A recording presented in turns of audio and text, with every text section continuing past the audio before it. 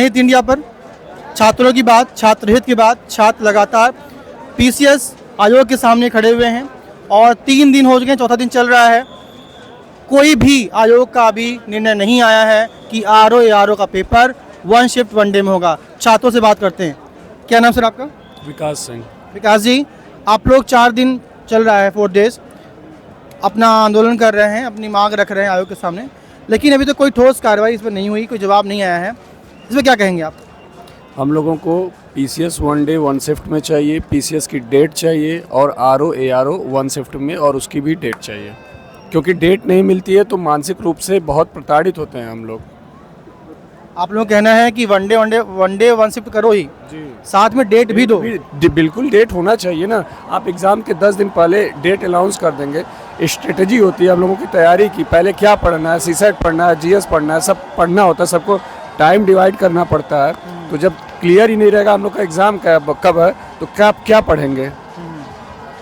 अभी पुलिस ने आज बल प्रयोग करने का प्रयास किया, इस पर क्या कहेंगे आप? बहुत सरासर ये तो बहुत कायरपूर्ण रवैया था। हमारी बहनें सोई हुई थी, उनको ज़बरदस्ती हमारे साथी को उठा के लेके गए हैं लोग। बिल्कुल अब महिला पुलिस नहीं थी। ये बहुत लड़कियों को भी गिरफ्तार कर लिया गया? गिरफ्तार नहीं किया गया है, उनके साथ बहुत बदतमीजी की गई है। एक हमारी बहन जो दिव्यांग है उसकी बैसाखी छीन के लेके गए हैं। दिव्यांग परीक्षार्थी थी, उनके साथ पुलिस ने बहुत ही बर्बरतापूर्ण रवैया अपनाया। बिल्कुल। और आपके चार छात्रों को गिरफ्तार कर लिया गया है, उसमें क्या कहेंगे आप?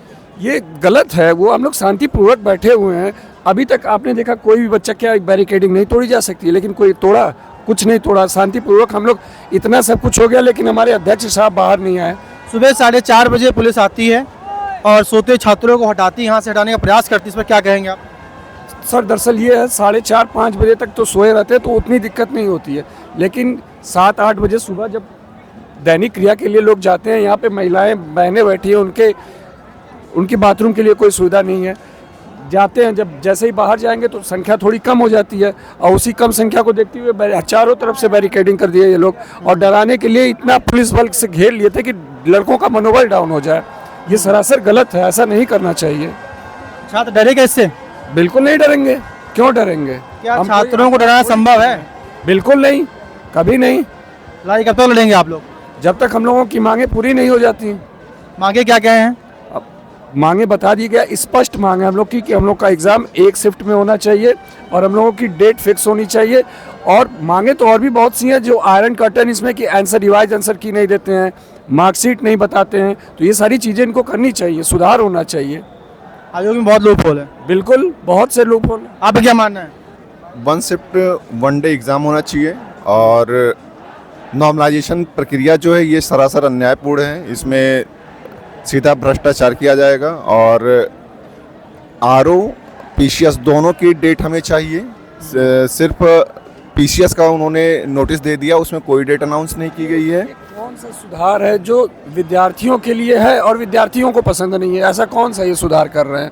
और सर नॉर्मलाइजेशन, ये कोई भी प्रोसेस, किसी नॉर्मलाइजेशन के देशव्यापी चल रहा आंदोलन आप लोगों का? बिल्कुल। नॉर्मलाइजेशन का आप कोई भी फार्मूला उठा लीजिए, इसमें अन्याय होना ही होना है। आप चाह के अनजाने में करेंगे, किसी को फायदा होगा, किसी को नुकसान होगा। तो इक्वल लेवल फील्ड कहाँ हुआ? इक्वल फील्ड नहीं ना है, तो ये गलत बात है। छात्रों का मानना है ऐसा ही प्रोसेस मेंस में इससे पहले था। ऑप्शनल जब सब्जेक्ट था तो उसमें भी नॉर्मलाइजेशन के नाम स्केलिंग होती थी। चीज़ें वही हैं, किसी का अगर नंबर ज़्यादा है तो वो कम हो जाएगा, किसी का कम है तो वो बढ़ गया। क्यों बढ़ गया कोई नहीं बताएगा। तो ये सरासर नाइंसाफ़ी है ना, तो उसके लिए वहाँ से मेंस से हटाया गया। अब वही चीज़ फ्री में लगा दिए हैं ये। अब जो स्केलिंग, जो सिस्टम ऑप्शनल में था, अब वही सिस्टम लगभग ये फ्री में लगा रहे हैं कि कोई बच्चा 100 मार्क्स ला रहा है उसका प्री रुक सकता है, कोई 80 ला रहा है उसका प्री हो जाएगा, और आपको पता भी नहीं चलेगा। क्योंकि ना रिवाइज आंसर किया कि आप अपना मूल्यांकन कर सकें, ना ही आपको मार्कशीट पे आपका मार्क्स बताया जाएगा। बस एक पीडीएफ आती है, उसमें कुछ रोल नंबर रहते हैं बस। एक और बात, अगर आपके आंदोलन को बलपूर्वक शासन द्वारा कुचलने का प्रयास किया जाएगा तो छात्रों की क्या स्ट्रेटजी है? अगर हम लोग पे ऊपर वो बलपूर्वक हम लोगों का तो दमन, प्रयास किया गया ना, बलपूर्वक अगर दमन करेंगे तो हम लोग शांति से बैठ के जनगण मन गाएंगे। उनको लाठियां मारनी है मार ले, जो भी करना है कर लें, हम हटने वाले नहीं हैं। अपने ही देश में लोकतंत्र में अपने ही हक के लिए लड़ने के लिए इतना परिश्रम करना पड़ रहा है, ये देख करके आप लोग क्या लग रहा है? दुखी है, अंदर से दुखी हैं, बहुत दुखी हैं। जिनसे उम्मीद होती है, उम्मीद टूटती है तो दुख तो होता ही है, लेकिन फिर उम्मीद और किससे लगाएं?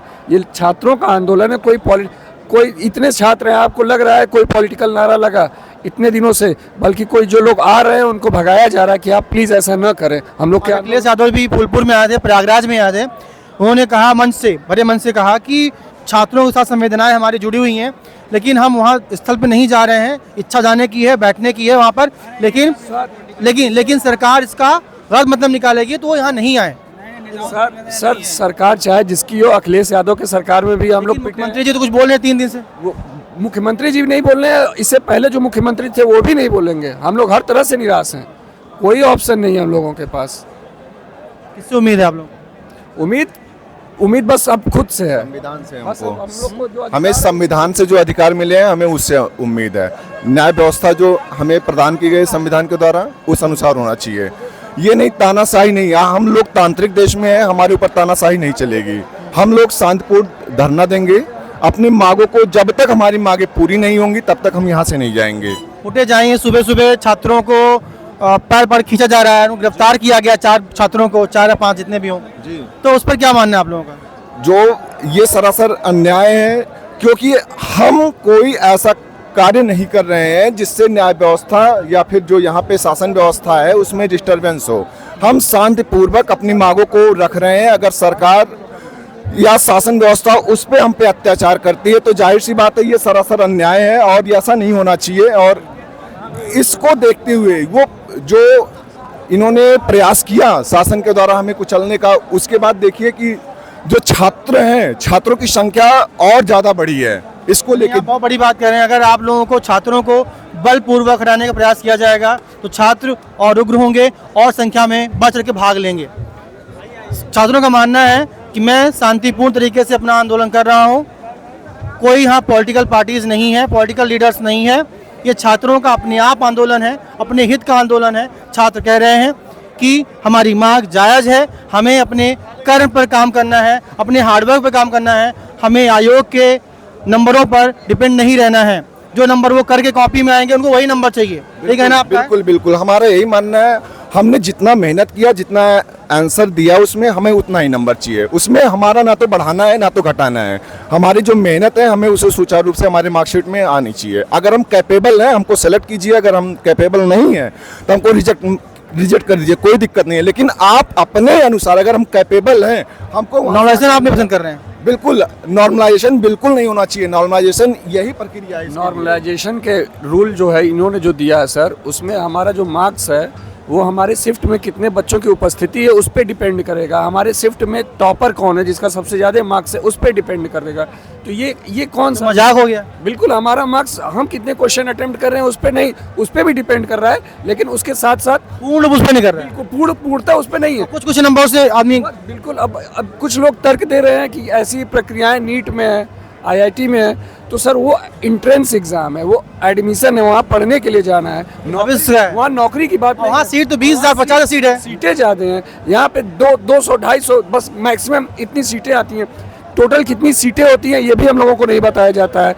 वहीं बिहार लोक सेवा आयोग है, वो अगर 5 सीट भी ऐड कर रहा है तो नोटिफिकेशन निकाल रहा है।